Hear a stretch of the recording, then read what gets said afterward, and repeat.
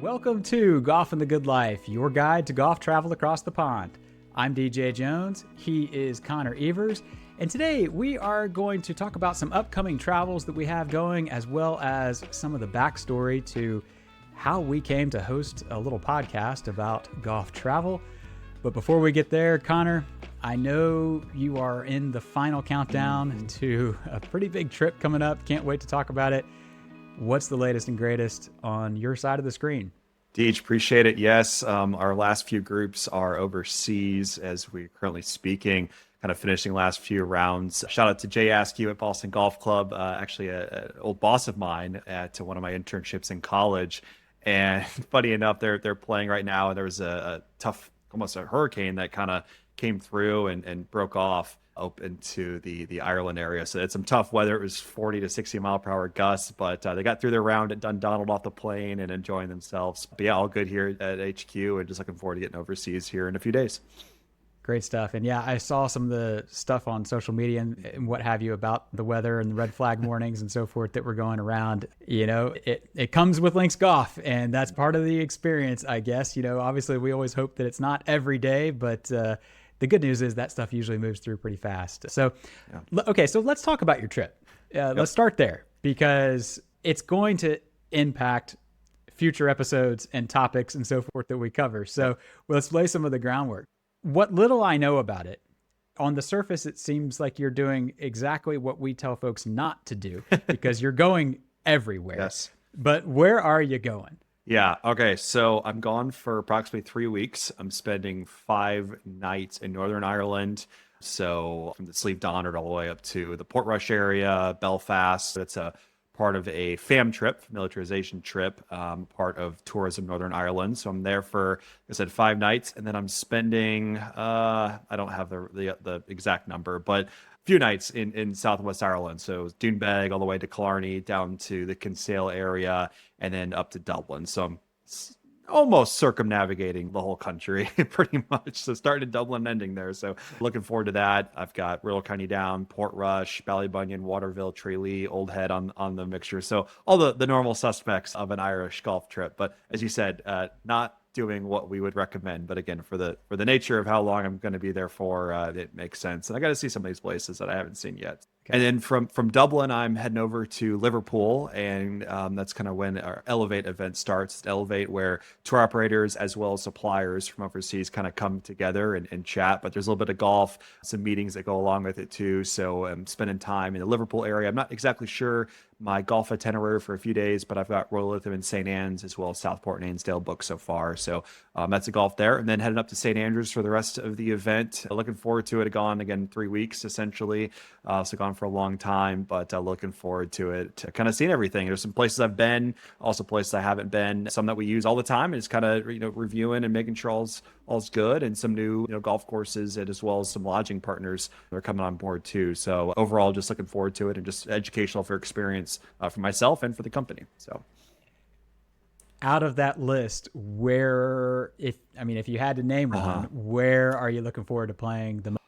Yeah, it's definitely Royal County Down. I have a just before we got on, it's approximately 110 hours from when we're currently recording this and when I'll be on the first tee. You're literally on countdown mode, yes, is what I'm hearing. Yes, exactly. So yeah, that's the one. I've been on property a few times, but haven't been able to play it yet. So this is the time. It's my actually first round of golf when I'm overseas too. So yeah, pretty spectacular. And me being the good life guy, sure, any off course plans that you got going, or what's happening? Yeah, I've got a couple coffee shops. I've had an off day in Belfast I'm gonna kind of look at. There's actually a chocolate and a cheese shop too that I'm going to review. I've got a going out to the Ring of Kerry for the first time. Going out there with one of our drivers from J.O. Callahan, so that's exciting. Seen some new sites in St. Andrews and just Liverpool. Haven't been to that part of England yet, so I'm not really sure exactly what I'll do and get into. I may try and do one of the football stadium tours, but yeah, I have a few things planned, but also just like kind of take it in, playing by ear, and that's usually when you experience and see the best things of when you don't have it planned. So that's kind of what I got. No doubt about it. Just sometimes just winging it leads to the best things. And you didn't mention it, but I know your dad's going with you for a portion of it. So true. Shout out, Mike. Yep. The Guinness is waiting. Are you gonna get up to Doolin, or are you gonna drive through Doolin, Yep, or yep. So we're doing Doolin, okay? Burren, and the Cliffs of Moher. My dad hasn't seen that yet, so yeah. So should have mentioned that too. So Pops is coming with me for I think 7 or 8 nights of it. So yeah, looking forward to having him over. It's always special traveling with Pops. So yeah, that'd be cool. Awesome. Well, Yep, yes, McGann's and McDermott's yep. We'll be there. at Doolin, Mike. That's where you need to go, Yep. and yeah, you'll be in good hands. But man, well, great trip. I cannot wait to see what comes out of it. I know there will be obviously some podcasts to come. I've got a little bit of travel coming up myself as well. So I just got back from my annual buddies golf trip we went to the Southern Pines, Pinehurst area. A couple years ago, we did number 2, number 4 Tobacco Road. And this year we did Mid Pines, Pine Needles, and Southern Pines. And let me tell you, I could play those 3 golf courses forever. Thoroughly enjoyed it. And knowing that Marine and Lawn, our friends overseas, have purchased the lodge at Mid Pines and the lodge at Pine Needles. If you're not familiar, Marine and Lawn owns the Rusacks and the Sleeve Donard and the Marine hotels in Troon and in North Berwick. These are going to be their first properties in the U.S. And once those get made over, that will be quite a destination unto itself. We talk about getting off the beaten path quite a bit, and you could very easily spend quite a bit of time in Pinehurst and never set foot at Pinehurst. I mean, between Tobacco Road and, those courses, and there are so many others that circle the area. We had an awesome time. And then I'm headed to London area, playing St. George's Hill and a couple other courses, and a couple nights at the Fairmont Windsor Park, one of my favorite hotels anywhere. So yeah, that some good stuff there. And then Japan. My big trip is not work related. My wife and I, we got married earlier this year. We're having a delayed honeymoon. We're going to Japan. We've been planning it. It feels like forever. We are ridiculously excited. There is so much to see. I don't know how we're going to do it all. And I think the answer is we're going to do it in multiple trips and follow our advice here, because trying to get it in one is just not going to happen. Even in the areas that we're going, there's so much that we're going to miss, but it's going to be great. And we're looking forward to that little bit of R&R. But, that little bit of personal story kind of ties in a little bit to part of today's topic. Connor, you and I, we got talking and realized, we've been at this for 70 some odd episodes, and we have talked about this much about what, in terms of what gives us the authority to host a podcast about golf travel. Like, where did we come up with the idea? What led us to our roles at H&B? What led us to the game of golf? Yeah. We haven't provided any of that foundational backstory. We just kind of hit record and started. And that's fine. But whether you've been with us from episode 1 or just as your very first episode, like a lot of things in life, so much of that backstory influences the advice and the insight and so forth that we share here on the podcast. It's not just because it's part of our job. It's that all that stuff shapes the knowledge and the expertise and so forth that goes into what we're doing here at the podcast. And so we thought it'd be cool to provide just a little bit more of that backstory. And Connor, the question that we have always asked our guests when we've had somebody on for an interview is, tell us your golf origin story, because everybody has one. And I don't know that I even really know yours. Yeah. Actually, we were talking about this too. A lot of these things we don't know about each other, so this is gonna be fun. But yeah, so I started playing golf, I think around the age of like 8 or so years old. Funny enough, no one in my immediate family plays. Like, I think my late uncle played it, and I probably heard about it from there. And I honestly think the biggest thing was just watching it on TV. That was a thing. And I just like saw the dominance of Tiger Woods. I probably put a lot of that on him. I'm just watching that kind of early 2000s, just watching him and the dominance, like, wow, this is such a cool sport. And I've always liked things in life where not many people like did. So golf, when I started playing more competitively in tournaments and stuff in like middle school and high school, it was kind of like, I didn't get like bullied in high school, but like almost, because like, oh, it's the old man sport, And now since COVID, the blow up, like everyone does, and it's the complete opposite of it. But I always liked the kind of niche things and like doing it my own thing. And I think that's the other kind of like thing that made golf more appealing to me.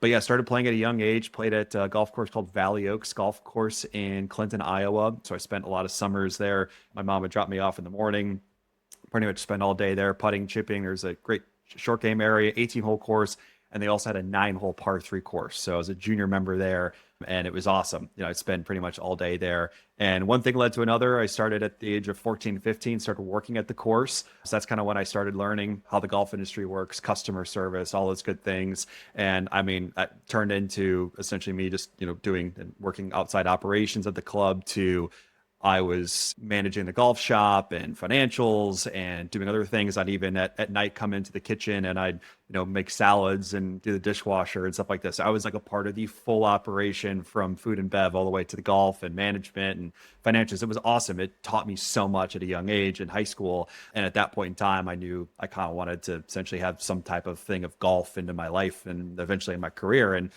ended up going to Methodist University in North Carolina for the PGA Golf Manager program and just learned all the different facets of golf, the business side, and how they kind of mesh together. Did internships all throughout the country. So after each year that you're a student, so between the summers, you do internships. So I was at the Ridge Club in Sandwich, Massachusetts. I was at Shooting Star in Jackson Hole, Wyoming, the Country Club of Detroit in Grosse Pointe Farms, Michigan. And I did my last one at Adair Manor in Ireland. So I think spending time at Adair, one of our partners at H&B, and obviously my history of working in golf, kind of all those things kind of formulated me of wanting to work for a golf tour operator such as H&B. And when the job opened up, I knew that was exactly what I wanted to do. I was living in North Carolina at that time and wanted to move back closer to the Midwest to be closer to home to Iowa. So everything just kind of worked out in that way. So I guess that's kind of my origin of golf. But yeah, what about you, Deej?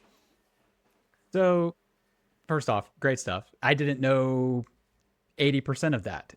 So, I mean, that's partially, this has been educational for me as well. But, in my family, you're basically born and you're handed a club. So my grandfather and great grandfather were both club professionals here in Florida. I live in Orlando. Connor's in Cincinnati. Let's put that out there. I know we mention it from time to time, but it's not often talked about. But I'm a lifelong Floridian. And so they were club pros here in the state. My great grandfather was the pro at Key West Golf Club, and he was the first pro at Doral. My grandfather was a club pro also at Key West Golf Club, and then later up in Ocala, where I grew up. Great granddad won the Florida Open. My granddad was on the senior tour for a couple of years. So it's baked in. Like I said, you're kind of born and you're handed a club. But I knew pretty early on that I was never going to follow in those footsteps. Just like you, Mom dropped me off at Muni, as we called it, in the summers. There were about a dozen of us kids, and we spent all day there for $60 for the year. You could just play all you wanted. Because my granddad was the pro at the course, I just kind of walked in and took range balls and whatever I wanted. And it was an awesome childhood experience. I mean, and you grow up on the golf course, and what better place to do it. But my dream was I wanted to be in the hotel business. I love hotels, love the hotel business, hospitality in general. And I moved to Orlando. I go to school down here. I work my way up at a hotel here in downtown called the Grand Bohemian. And I'm running the front office there. I'm like 22 years old. And as anyone who is in the hospitality business, restaurants or hotels can relate, they very much become your life. If you enjoy staying at hotels, there's a pretty decent chance that you are rarely going to if you're working in a hotel. And Right. so at some point, there was I think I've got to make a pivot. And I went to work for my dad in Ocala in a very different business. And I did that for 15 years. But when I left the hotel business, my general manager told me, you're going to be back because this is in your blood. And I knew he was right. I 100% knew he was right. So I needed an outlet for this passion of mine of the hotel business. And this was like 2008, 2009. I decided I'm going to start a blog. Blogs were like just getting going. Instagram wasn't a thing.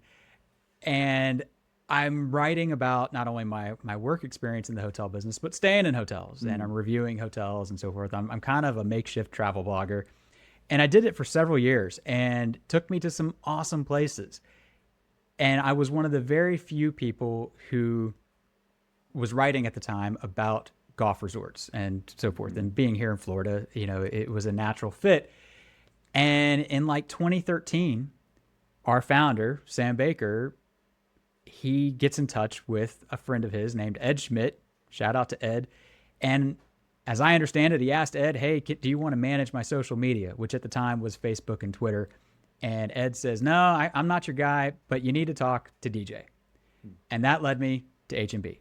And I started it just part-time, just doing literally just Facebook. We didn't even have an Instagram account. I had to start it. And eventually, as Sam was kind of taking more and more steps toward retirement, I assumed kind of more and more of his responsibilities as our marketing brain. And eventually it just became a full-time job. So yeah, I mean, if you had told me back in high school that my initial passion of being in the hotel business would find its way back around via all of these twists and turns back into a somewhat hospitality role doing what we do here at H&B, I'm not sure that I ever could have predicted that, but that's life. And that's one of the great things about it. And so, okay. So we've covered our origin story of Goff and how we got to H&B. Last week when I'm in Southern Pines, after our rounds, there's one particular guy in our group that he is prone to ask best shot of the day. And I love the question because as we've discussed, I cannot remember rounds of golf. I just forget them. So it forces me to kind of go back through. So I'm going to ask something similar to what Chuck does. Shout out Chuck. And if you had to go back to those early days or whenever it might be, best or even worst memory on the golf course, what would it be? I'll answer Chuck's question directly and do best. I have a couple. Probably the first time going to the Masters, seeing Augusta National for the first time. I went to it. I was doing it was a week-long internship at Champions Retreat, which is a place down there. It was my freshman year of college. So they hired in a lot of golf management students to come down and work this operation. And a part of it, sometimes they have some extra tickets. So the ticket I got was only for 4 hours. So I could only literally access the Masters and go in for 4 hours. It was like literally a time ticket. So went in and saw it in all its glory for a little bit. But I did go back when Scotty won for the first time. And I went all 4 days, Thursday, Friday, Saturday, Sunday. So I don't know, just walking that. But I would probably be a little bit more specific on best memory is going early on Sunday morning and walking Amen Corner. I went with my freshman roommate in college, Pat Baker, and we just literally walked Amen Corner. We were by ourselves. We saw some mowers out there. Probably the most peaceful memory on a golf course I've ever had. It was just a perfect morning. You just can't like make it up from that standpoint. And then probably, oddly enough, I went on a trip when I was working at Adair Manor. I went over to Scotland and I played Prestwick for the first time, Royal Troon, Turnberry, and North Barracks. That was my trip. But it was just walking Royal Troon, and I can't really tell you like the specific moment or what it was. It was just like this euphoric feeling of like, wow, like what a blessing I am to be here and like walk these links and the history of this club and what have you. I think it was like the third hole, just like teeing off and just walking up. And it's just kind of one of those things, like all these different moments in my life throughout golf and like how golf has kind of impacted my life. And I'm here in Scotland of all places, growing up in a farm in Iowa. I think it was just like, wow, just all ahead at the same time. So those are kind of my two. I had to say both. So what about you? Well, first off, those are some great ones. I mean, peace and serenity at Amen Corner is not something you hear very often. It's the busiest, section of the golf course, and you were smart, I guess, to get down there early. So my best memory. Okay, so I mentioned I was just like you, got dropped off at Muni as a kid. My granddad was the pro at the club. But my biggest fan for junior golf, if you will, growing up, was my grandmother. And she was a scratch player, won all kinds of tournaments here in Florida. And we had a standing Thursday game starting in elementary school. She picked me up. We'd go to McDonald's. We'd play 9 holes. Well, come along high school.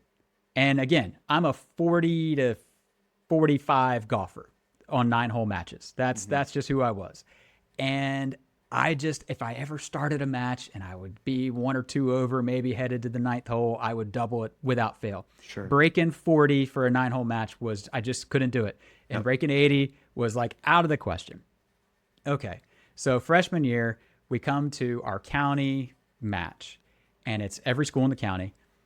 And I am on the 18th tee, 7 over par 72. I need to make a par to break 80. I snap hook a drive that is bound for the water. It stops. I thin to win a 7-iron onto the green, and I have a real shaky 2-putt for a par to shoot 79. First time breaking 80. And my grandmother, of course, was there. She never missed a match. She was at every single one without fail. It wound up being the last round of golf she saw me play because she passed away within about a year later. So it's a little sad, but it is without question the best memory on the golf course. I can remember hitting that thin 7-iron and thinking, because it was also over water, I'm thinking, there's no way that's getting over. Here I am. I've done it again. I've had my chance, and that was it. And again, you can't predict. You have no idea where the road's leading, and the fact that that was the last one that she saw means the world. And there's so many other great stories like that. You know, the game of golf, it's just so giving. It just gives you so many things that to try to pick one is almost impossible. I mean, I'm thinking about being in the final of my brother's member guest in the shootout, 50 carts around everybody. It's the most nervous I've ever been in my life. I'm thinking about the old course with my dad. I'm thinking about the old course with my brother. I'm thinking about all these things. And I mean, but that's still probably the top of the list. The next thing I want to kind of cover with you, and it's something that I don't necessarily know the answer to either, is we don't talk enough about the fact that you're a PGA professional. And when I think of PGA professionals, if I'm not thinking somebody on the PGA Tour, I'm thinking someone who is running the pro shop and giving lessons and doing everything, wearing all the hats that we know a PGA professional wears. You talked a little about how you came to H&B, but what prompted the turn from what I normally think of with a PGA professional and what you're doing today? It's a good question. Yeah, I didn't really know the route I was going to go. I mean, all the internships I did in college were, working at, clubs, different types of facilities, either resort or private or high-end private, et cetera. And I mean, that's the route that I thought I was going to go, something maybe the teaching or just management side of being at a club. And yeah, I mean, I started to travel, and we'll talk a little more about that in a little bit, but throughout the country and the world, and kind of fell in love with that. And I wanted to find some type of position and employment that kind of matching the love of golf and travel into one. I would say that's kind of my first initial thoughts of maybe this isn't the right path I wanted to go. And the other one is, hey, love PGA professionals. Obviously, I'm one of them, but the professionals that are at greengrass facilities, it's a tough life. I mean, there's a lot of hours. I think the work-life balance in the industry has gotten a lot better, tremendously better, actually. Obviously, I have tons of friends that are still at club professionals at clubs, but it's gotten a lot better where it's been a lot more manageable. But it's still difficult and it's still hard. And that's something that I just kind of wanted to potentially just change and kind of go away from.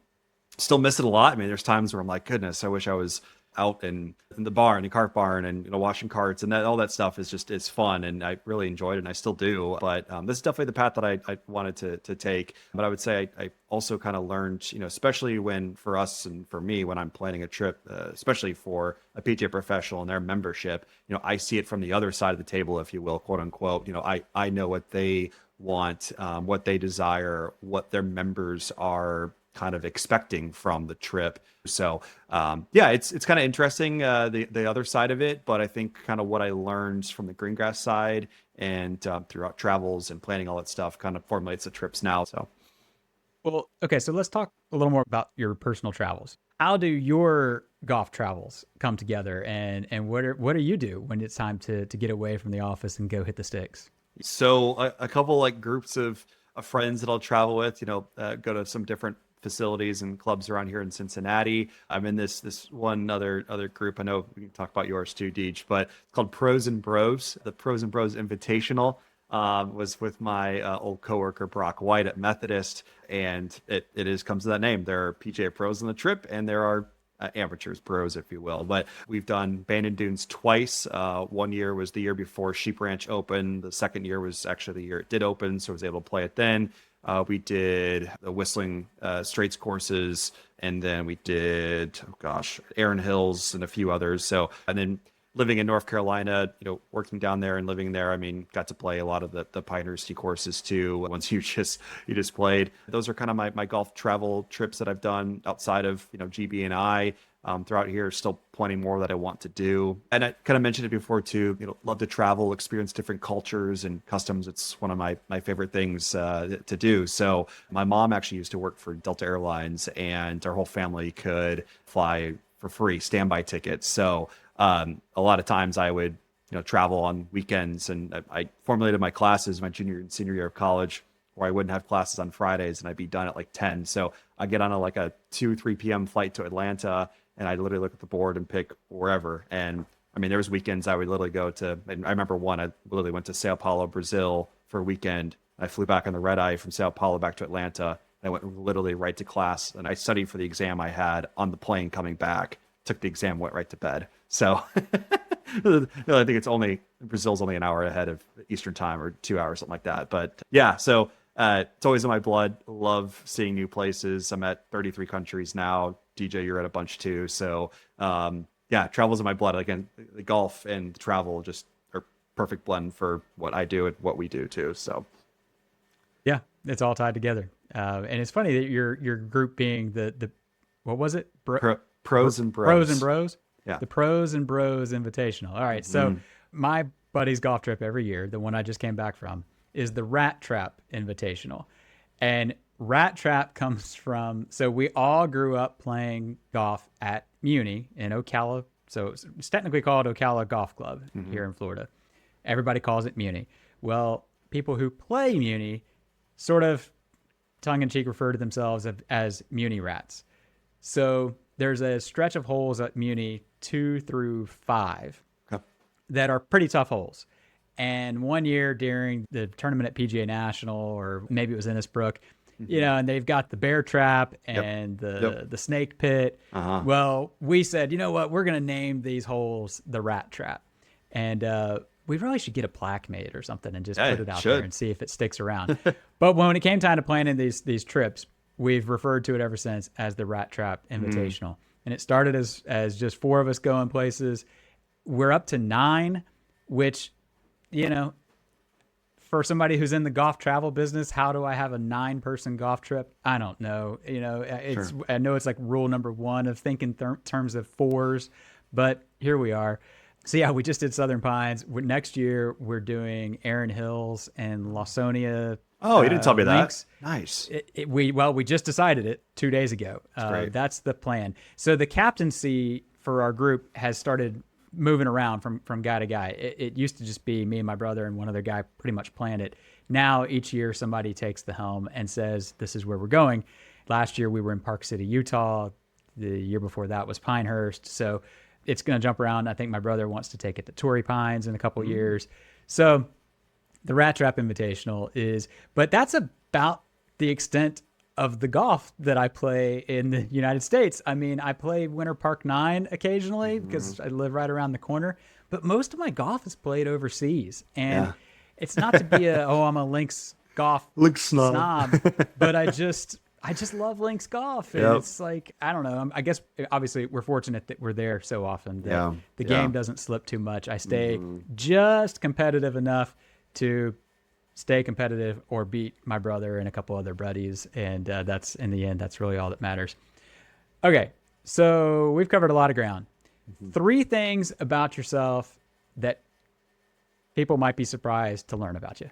Yeah, I would say the one is the amount of countries. So 33 that I've been at the age of 28. So my goal in life is to get to 100. So I'm cooking there. So I would say that would be one. Number 2 is I play the drums. I don't know if I've told you that, Deej. So so my dad played. No, my dad played in a cover band before I was even a thought. That's how my parents met. So my dad was the drummer for a cover band and passed over that percussion, what have you, to me. So played in high school, but yeah, I could pick up the drumsticks and play essentially any song. It surprised you. That's awesome. Too. I had no idea. No idea. Yep. And then probably 3 is Yeah, love to travel and what have you, but grew up on a 250-acre farm. We had corn and soybeans. Every year was different, so somewhere between like 150 to 250 head of cattle. So it was a full operating farm. So I love going home to Iowa. It's way different than obviously Cincinnati, and being a city, it's like one of my favorite things to do. Obviously, seeing family, but just it is the most peaceful place. Iowans, as I like to say, are some of the friendliest, people, and it's home. But yeah, not many people would know that. So those are kind of my three surprising things. Yeah, three good ones. I mean, yeah. I of course knew the farm part, and I knew the love of travel, but drums really threw me for a loop. All right, well, what about you? Yeah, I think you know all of these, but the listeners definitely don't. So first and foremost is I am an unapologetic Swiftie. Huge Taylor Swift fan, and I own it, and I'm proud of it, and it's okay. It's a great time to be a Swiftie. We've got a new album, Life of a Showgirl. Go give it a listen. But yeah, I'm an unapologetic Swiftie. Went to the Eras tour twice. A wedding coming up too, probably. Got a wedding, yeah. It's a great time to be a Swiftie, man. So that's number one. Number two is on the golf front, I wrote a book about Muni. So years ago, I got paired up with a gentleman from Atlanta, and we are playing the back nine at Muni, Ocala Golf Club. And he asks me, who designed the golf course? And I had no idea. I'd played here my whole life. I had no idea.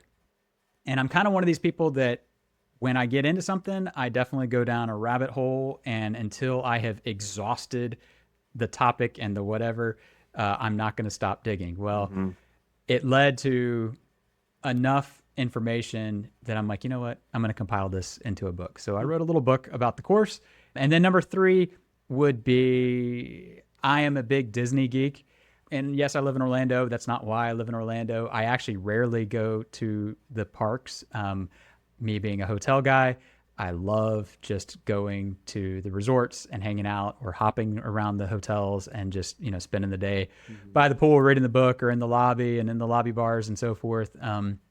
There's few places that I am happier than the lobby bar of a great hotel. Yeah. And so, yeah, that's, I think those would be the three. The honorable mention is that I would have to throw in is I'm a huge donut fanatic. Oh, yes. If I'm coming to your town, I am finding your donut shop. Send those recs if I'm ever in your area. I've got a Google map going where I've been tracking all of these donut shops. I've covered a lot of ground in Cincinnati every time I'm up, and man, I haven't even scratched the surface. There's so many that I've still got to go, and you can only imagine how many are on my list in Japan. I don't know how I'm going to do it. There's like a dozen, but I'll do my best. Yeah, can't wait to see the pics of the donuts and where you go. So yeah, you love them. You always bring some sweet treats in when you come to the office and every quarter. I've never met a carb that I didn't like, and if I'm coming to the office, there's going to be donuts on the desk for everybody. Rest assured. So, all right, Connor. Well, man, this has been a lot of fun, and for those of you out there listening, if you made it this far, thanks for tuning in. We really appreciate you being with us. We hope you learned a little bit about some of our backstory and how it feeds into what we bring to you every other week here on the podcast. On the every other week note, Connor and I are going to be gone a collective total of like 6 weeks between his trip overseas and my trip to Japan. So the podcast is going to take a pause through the month of November. Enjoy your Thanksgiving holiday or what have you, but we will be back after Thanksgiving with a fresh episode from there. But as usual, thanks for tuning in. Any questions, send them our way. Email us, golf@haversham.com. You can DM us on social media. Hit haversham.com/podcast and record a question. We'd love to include it on a future episode. But otherwise, thanks for tuning in. We'll be back again soon. But until then, we wish you plenty of golf at its finest and life at its best.